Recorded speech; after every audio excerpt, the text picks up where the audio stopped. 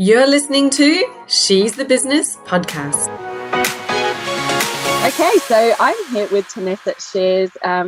So excited to talk to you today because I don't think we've had this particular topic on the podcast before, and sleep is something that's very close to my heart. I think that I realized, well, actually, I'm going to start with a totally random story and then I'm going to get you to introduce yourself. But I think when I became a mum, I realized why sleep is a torture device that some countries have used to torture people from making them lose their sleep and lack of sleep. So it is so important.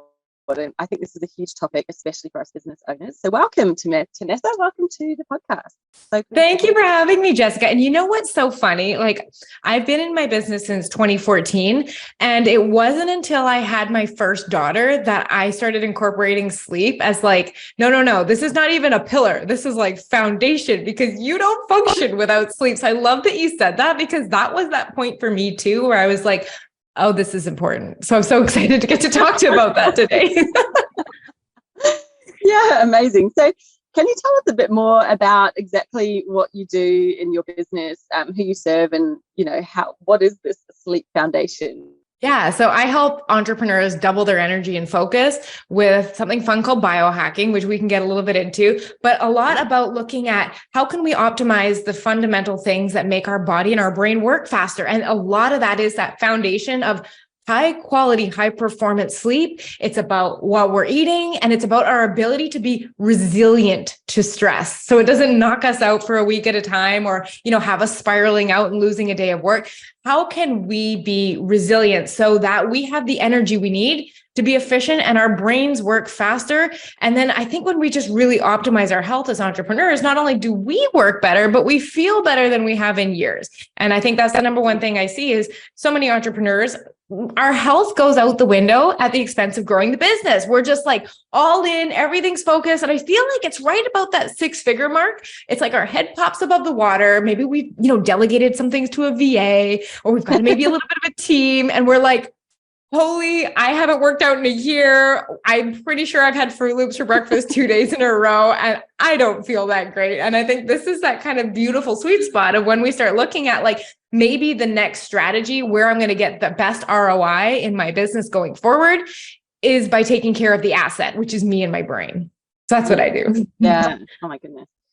Absolutely. I think that's so powerful, because when you think, well, you're the one leading the business, you're the one doing like really the heavy lifting when it comes to what is it that we're saying, what is our message out there, what's the plan, how are we doing it, serving your clients, whatever it is that you're doing, you are the one. It's you who's driving it. And if you're running on empty and things aren't really firing, your brain really isn't firing, how much harder are you making it for yourself just by doing that and not actually being in your best state where you can have full energy? And I'm doing this right now without having had a coffee this morning, so I hope that we're going to be in full energy, but that's probably something I need to monitor as well, right? Like the whole coffee, I know that it leads to higher stress, but yet I still can't detach myself from it.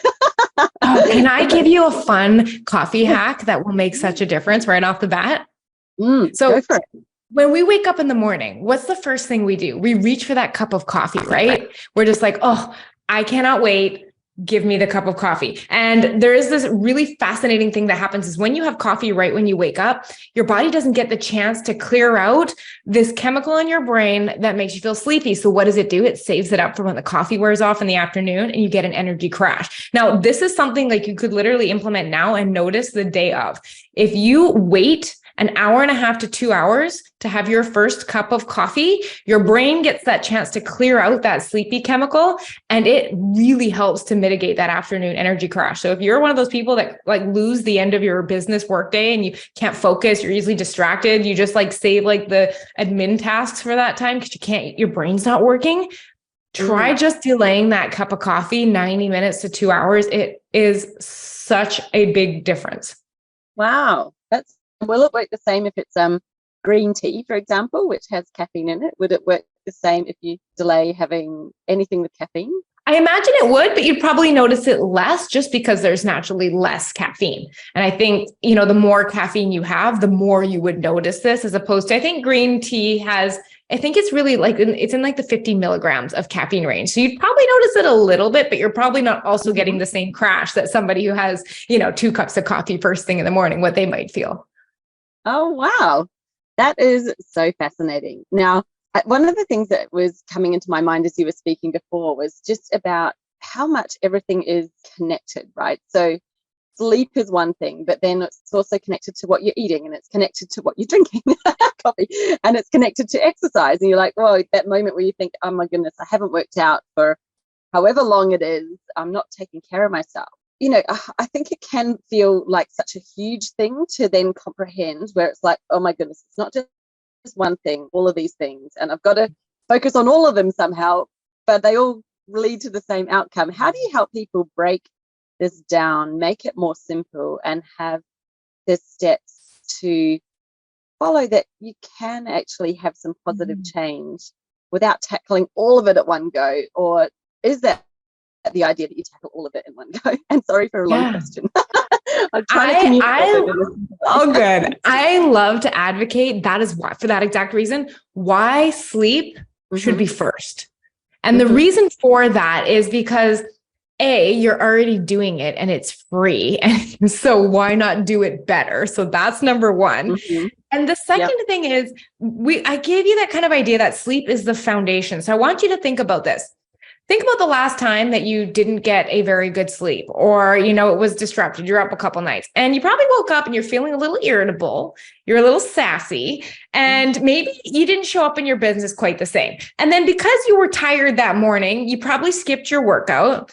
And because your sleep was disrupted or not long enough, your body's hormones that govern cravings and hunger are way up. Your body's not processing the food you're eating as well. So basically what this looks like is any attempt to eat well is going to be harder. Your workouts, the motivation, waking up with the energy is going to be harder. It's harder to manage your emotions because you're on edge and you're feeling a little irritable.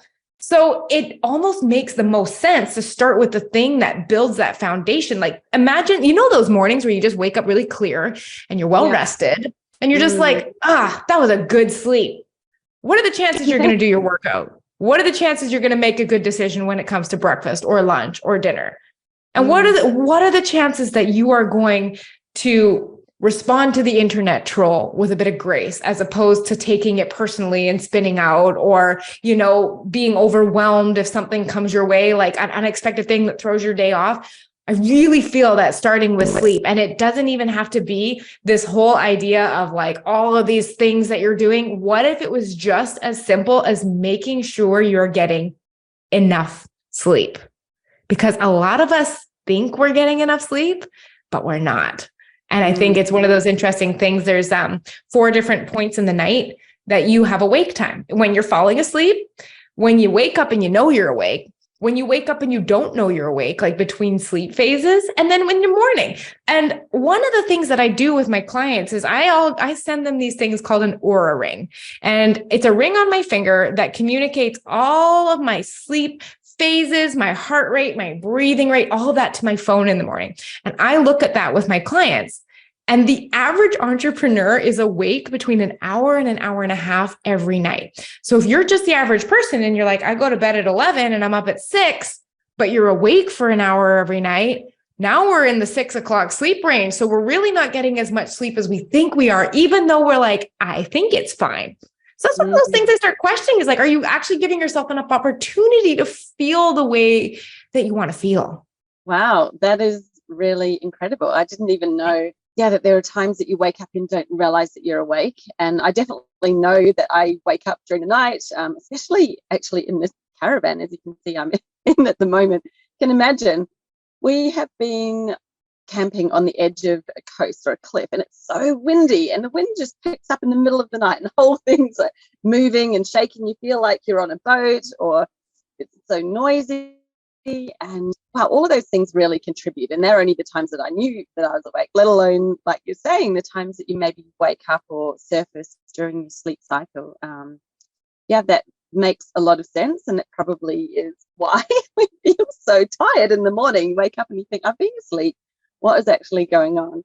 Now, I wanted to ask, because, I'm really big on health. I read a lot of stuff about it. I definitely don't know as much as I probably think I know, but I think I know a fair amount. And I've been noticing or trying to pay attention to, well, what are the nights that I feel like I've had a really good sleep? I wake up in the morning feeling refreshed, feeling like I haven't woken up, even though I probably have.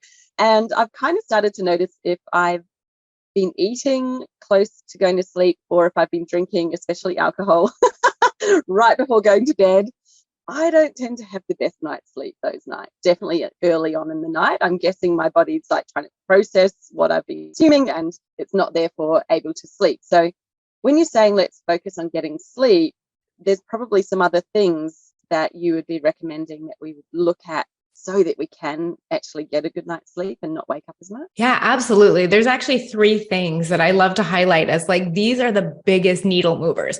And if you're listening to this and you're like, maybe my sleep needs a little bit of, a little bit of a brush up, so to speak, you can take one of these ideas and apply it. And then once you start feeling better, come back for the other ones. So number 1, it would be going to bed on time. And I know a lot of my clients that I work with, they have that battle with themselves of like, I just need some more me time, or like, I don't want to go to bed yet. 1 more episode, 5 more minutes on Netflix, whatever it might be. And so that number 1 thing is going to bed on time, because that is the one thing that will set you up. Because a lot of us, we have things that we need to wake up for in the morning, or our bodies just naturally wake us up at the same time. So by missing that bedtime, that's usually one of those places that we'll start losing sleep. The second thing was something you actually hit on is, in order for us to feel refreshed when we wake up, the faster our resting heart rate can drop in sleep, the more time we spend in recovery. But when we have things like alcohol and food, especially within the 3 hours before we go to sleep, our body now needs to divert its energy and its focus to digesting food or to metabolizing alcohol. So what you'll actually notice, it's super neat. If you've ever seen a graph of what your heart rate does while you're sleeping, if you have alcohol or food before bed, you'll see a big hill in your heart rate actually increasing. And what that does is it pushes off when your heart rate drops and that recovery starts. So you actually spend less time recovering. So that's number 2, is just like, how can I back that up from bed, even if it starts just being 30 minutes at a time? The last component comes to how you're using light as information in your brain.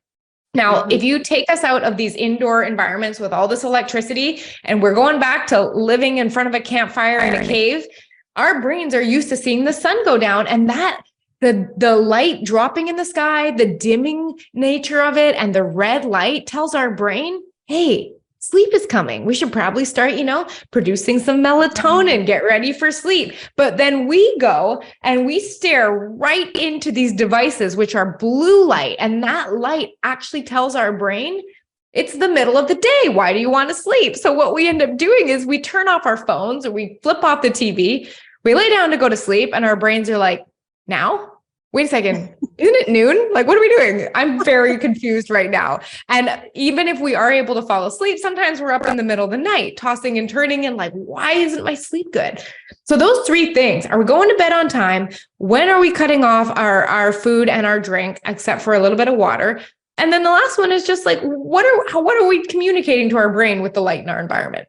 Yeah, that's massive. And actually, it's been so interesting because obviously being camping and being in some really remote areas, there are no lights around us, right? We're sometimes out in the middle of nowhere, and we have beautiful big skies full of stars. And I noticed it might be 7 o'clock at night, like we've had dinner, we might be, putting the kids to bed, or maybe we've just got them in bed and we're outside just looking at the stars, and I start yawning. I'm like, oh my God, it's only 7 or 7:30 and I'm yawning. But clearly my body is getting the signal, hey, it's nighttime. I'm looking at the stars and the beautiful sky, and I'm just starting to feel really relaxed. And how different is that? Because we're not sitting around watching TV because we're out and we're enjoying being out in the wilderness. But it is amazing that your body is actually, it's like it's built that way, right? It instinctively knows what to do. And I start to yawn and get sleepy when I'm outside at night without looking at my phone. I'm like being good about that and not looking at it. Yeah. It's so cool just how our brain, and it's like really neat. Our brains are so intuitive that they even sense how high the sun is in the sky. to help us gear into sleep. Like it's fascinating when you, if you ever look into this whole field of circadian rhythm biology, it's like once you learn how to tap into that natural rhythm our bodies are supposed to be in, that's when you really start to you stop feeling like you're fighting with yourself. It just feels good, right? Doesn't mean you're never tired, but it's way less often. Yes. Now, tell me about some of the biggest challenges, I guess, that your clients present to you, because I'm just starting to think, oh, okay, I'm a mum, I'm an entrepreneur. You work with people like me. We probably say, oh, but I'd like to go to bed at 9 p.m., except that's literally the time that I can get a little bit of extra time in my day, even though it's not day anymore, but down and get some uninterrupted work time, because I've literally, since I picked the kids up from school, I've been on the sport rounds, I've been doing whatever, the house is chaotic, dinner and whatever's gone on. And you feel like you get to that point, they're finally in bed and you're like, oh, thank God, okay, I've got a minute, I can sit down and get some work done. So that, I reckon that would be fairly common. Most of us probably do try to do that fairly often. What would be the other thing? Yeah, I guess it's like that balance of where do you prioritize the sleep and how do you also fit in all of these other things? And you've already mentioned we like to put our business first. That happens a lot before we're putting ourselves first. So what do you do and say, how do you help people manage what they feel is a block, like their time, they can't seem to expand it or change it? What do you do? How do you get over these barriers so that we can do the things we know we should? I think it's one of those, like, what came first, chicken or the egg things? Because if you think about it, like if we're showing up with our brains feeling drives because we got a good sleep, then we go into our day and what takes you like 7 or 8 hours only might take you 6. And so you gain back some of that energy that you lost to feeling distracted and unfocused. And so you're able to actually, do other things. Maybe that's when you get your workout in, or that's when you plan for healthier food, for example. And so then you have that energy going into your night, so you don't feel so exhausted. Because I often find that reason we want to zone out in the evening and we need that me time is to escape how heavy the day felt and how just wiped we are at the end of the day. So that is 100% what you said. The biggest pushback that I will get with clients is like, but that's me time. Like, you want me to cut that out? And I said, here's my solution to this. It's not that we want to cut it out, but here's the question I have instead. What do you want to get out of your me time? Like, how do you want to feel after it? And I'll get things like, I want to feel like I got some time to zone out, maybe restored. Maybe I want to feel a little bit refreshed, and I just want to feel like I'm ready to go again. And I'm like, great. What are you doing during that me time? And I'll get Netflix, I'm scrolling Instagram, I'm on Pinterest, I'm on TikTok. And I'm like, cool. How do you feel? Wiped out? How far behind I am in my business, all of this. I was like, so just maybe created a to-do list of like 10 things that I need to do. That's exactly it. But maybe the reason that we feel like we need so much of this me time is because we're not getting out of it what we want. So then my suggestion might be like, and this is something that I've done and embodied, and I love this, is like Netflix has a place in our house. Definitely. We've just finished rewatching the entire Avengers trilogy, like all the movies that are in the Avengers series. There's a lot of movies in there. So what we've done is we've watched that, and then I read. And the reason I read is because it makes me feel like I'm home. I look forward to it. It is who I am. I grew up a reader. I love it. And that gives me that feeling of restoration. So when I pair those activities together, I don't feel like I need 3 hours of TV every night to recharge. And I think it's really starting to look into, is what you're doing giving you the feeling you want? And if not, how can you start incorporating more of that so you're getting what you want out of that me time? Yeah.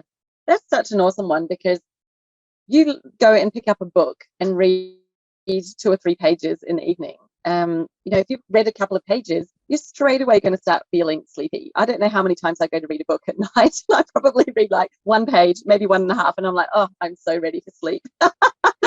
And it's amazing how quickly you wind down and actually get ready for sleep when you're just picking up a good book and reading it. That's such a great I love it. I think, as well, we could actually put sleep into the me time bucket. I know we're not actively awake, but sleep, we always used to call it your beauty sleep, right? Sleep actually helps you look good. It helps you feel good. It has all of the benefit. Like you've been saying, what is it that you want to achieve the next day? Well, hey, if you're not getting the sleep now, then your day tomorrow, you're probably not going to be achieving the things that you're saying that you want to. So is sleep not even me time? It's probably one of the biggest parts of me time because you only do it by yourself. So it is me time. You're just maybe not as conscious for it. Right. Well, and then to the other point that you said of sometimes that's just focused work time. And that is another thing, like people like to check back into work. The other thing that I always question is this productive time that you're getting in the evening. If it is disrupting your sleep, you may actually just be stealing from tomorrow's productive time. Because if we're on the screens, we're stimulating our brains to stay awake because now we're thinking about things. It's not just, zoning out and watching TV per se, but we're fully engaging our brain and we go to sleep. And if we're not getting that quality of sleep and the next day, everything is distracted and unfocused and taking longer, was that hour of extra work, did you really gain an hour or did you make stuff tomorrow take twice as long? So that's a kind of an interesting question I like to just ask ourselves, on those days, are we really getting out of it what we think we are? And is compromising the sleep the best way to get in that extra time? Yeah. Oh, that's amazing. Now, what about people who will say to you, well, I'm a night owl. I've never been, or I only need 5 hours sleep. They've made up something. Or maybe they've been watching one of those, I don't know which entrepreneur it is, but there's definitely been almost prided themselves on I only need 4 hours of sleep a night, and it's almost like this badge of honor. And some people may have picked up on that over time somewhere and thought, this is what powerful, successful people do. They don't sleep, therefore I'm going to not sleep so much. And they've kind of taught their bodies not to sleep. What do we do, or what do we say to somebody who's in that place, who's fully believing that they don't need 8 hours of sleep? So, this stat, I'm pretty sure this stat is correct, but there is actually a gene that determines if you can function off of 5 hours of sleep or not. And it's something like 1 in 200,000 people have this gene. And the interesting thing is what happens is you're right. You can live on 4 to 5 hours of sleep, but this really interesting thing happens called baseline resetting, in which when you have spent long enough in a sleep deprived state, and I'm not talking about 4 hours, I'm even talking if you're getting consistent 6.5 hours, 6 hour nights, which is very common for entrepreneurs, is you stop being aware of the cognitive decline that you've experienced. You stop being aware of the slower thinking because it feels normal. And I know Dr. Matthew Walker talks a lot about sleep in his book, but he actually said it's kind of like when you've had a drink and you don't really feel it, but it doesn't mean it's not happening. And it doesn't mean it's not affecting your judgment and your reaction time and all of that stuff. So it's one of those things where are you actually getting the cognitive performance that you would be getting on more sleep? Are we really getting that much more out of it? But to your comment earlier that you said about the people that are the night owls, I love talking about this. So there is an entire field of science called chronobiology, and we have a gene, and the length of it determines your ideal sleep pattern. Now, it's called your chronotype, and it actually dictates when you should sleep to get the best quality of sleep. And it also feeds into when you are most productive during the day. So I have an extremely early chronotype. And the interest, we're going back to the Aura ring that we talked about, the ring that I wear, it measures things like sleep rhythms, body temperature, breathing rate. And it actually is giving me the feedback that, and this is what I follow, my ideal sleep time is around 8:45 at night. And my ideal wake up time is 5 a.m. And I thrive on that. Eyes are open, ready to go, feet on the floor, 5 a.m. without an alarm clock. That is very much my rhythm. Now, I have a client and his rhythm is 11:56 to 8 a.m. That is when his body functions best. His hormones are optimized for good sleep and good wake ups. And the crazy thing is my wake up time is his ideal sleep midpoint. Now, he tried for the longest time to go to bed at 10 so he could wake up at 6, and it never felt good.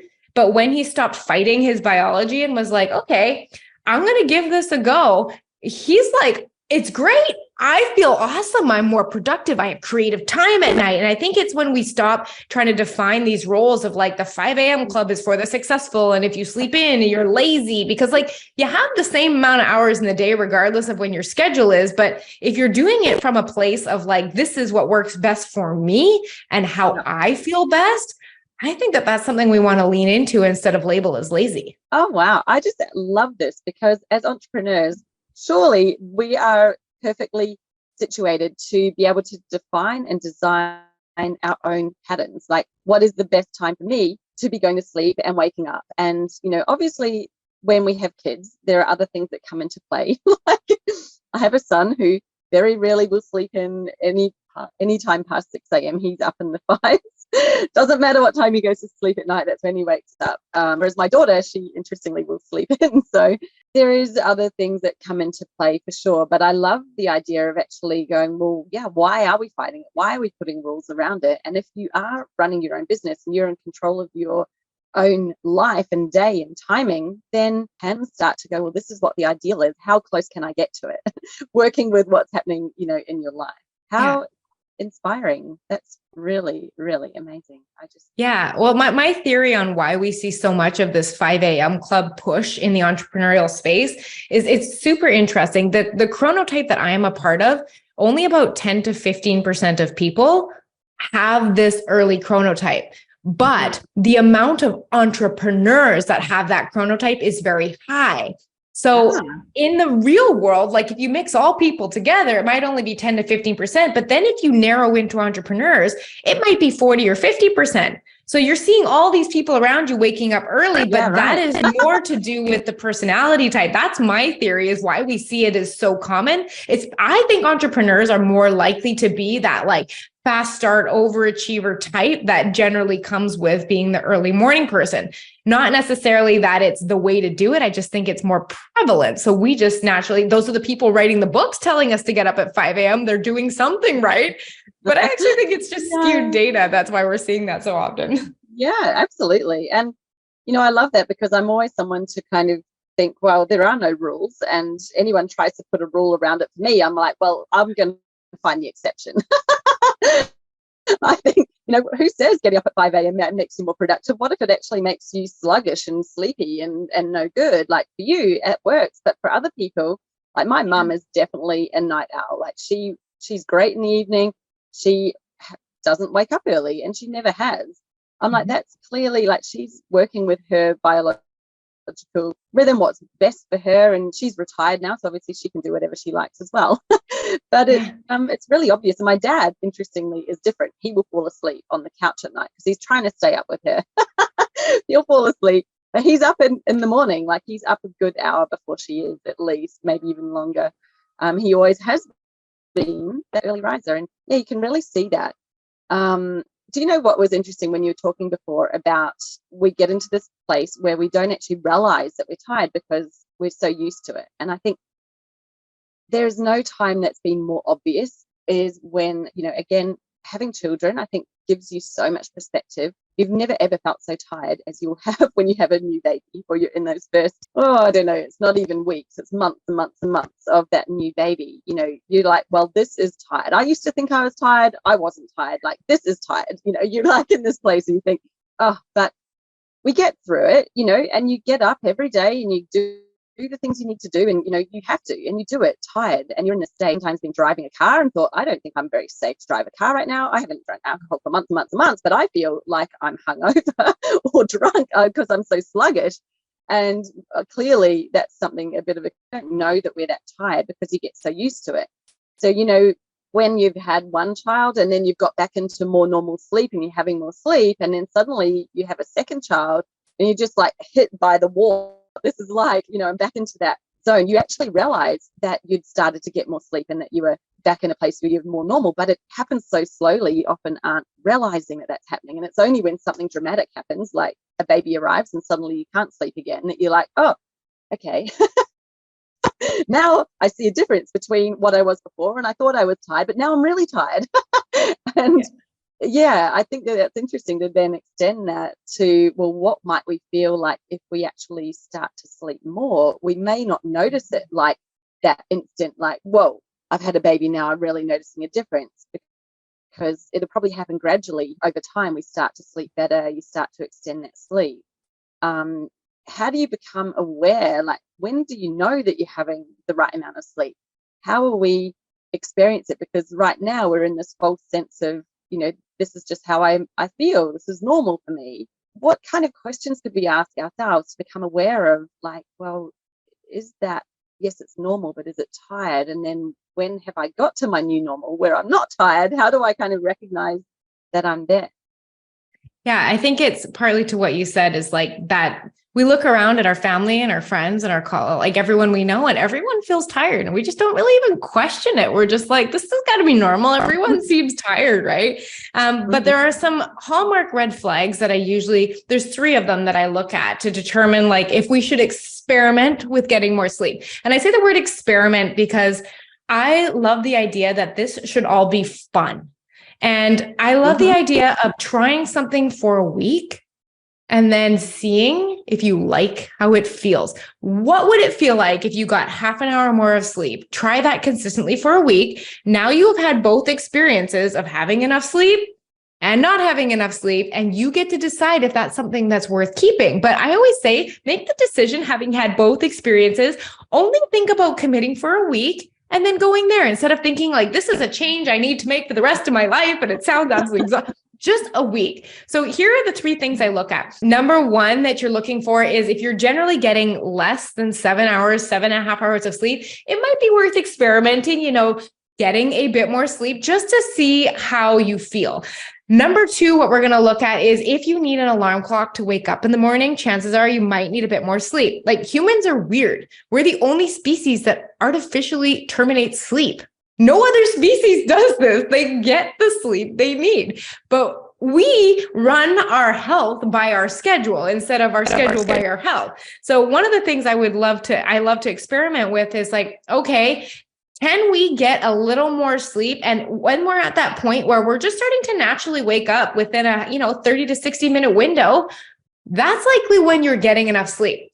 The 3rd red flag is if you are sleeping in on the weekend. Now, I'm not talking like half an hour, even an hour, but if you are able to 2-3 hours sleep in, chances are you're making up a sleep debt, meaning the sleep that you didn't get enough of during the week has carried over to the weekend, and you're now trying to make it up. So those are the 3 things that I would look for, and they'd be worth experimenting and seeing, okay, did I feel a little bit better with a little more sleep, and watching if those variables change.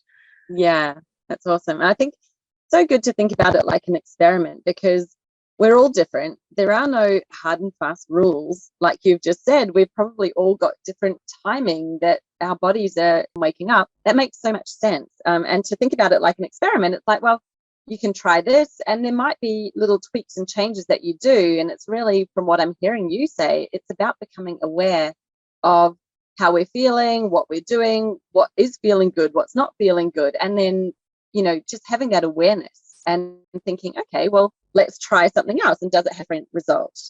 Because that's so important. Now, there was something that you mentioned way back in the beginning that I thought would be really good to close this out on, because, yes, sleep is really important. What's going on in our heads? You mentioned something about sleep time being when our brain's processing and doing a lot of processing. Obviously, we're resting, but why is it so important for entrepreneurs? And tell us a bit more about this processing that's happening with our brains while we sleep. Yeah, so there are 2 big phases that we go through and that we experience in the night. So deep sleep happens primarily earlier in the night. It does happen later, but the majority is earlier. And that is responsible for physical restoration, long-term memory, and all of that. So think about if you did a workout at all during the day, this is when you're getting the benefit of that workout. So it's our body processing and recovering, our brain refreshing, kind of like the reboot. So you're ready to go the next day. So if you've ever woken up feeling like you've been hit by a truck or you're really groggy, you might have been a little short on deep sleep. But REM sleep, where you dream, that rapid eye movement, that's what I call entrepreneurial gold. And this is something I very much protect rigorously because of what it does for me and my business. So studies have shown over and over again that if you get adequate REM sleep, your problem-solving ability increases. Now, as entrepreneurs, that's literally what we get paid for is solving problems. If you can solve bigger problems, that you're going to make a bigger impact and you're going to get paid more money, right? Yep. So there's solving problems. Your creativity is enhanced with REM sleep. So if you're ever staring at the document, trying to write an Instagram post or write a newsletter and you feel nothing, you might be short on REM sleep. The third thing that it does is it helps with emotional stability. So we're talking about if you get an Instagram troll or, a panicked email from a client, like, I need this right now.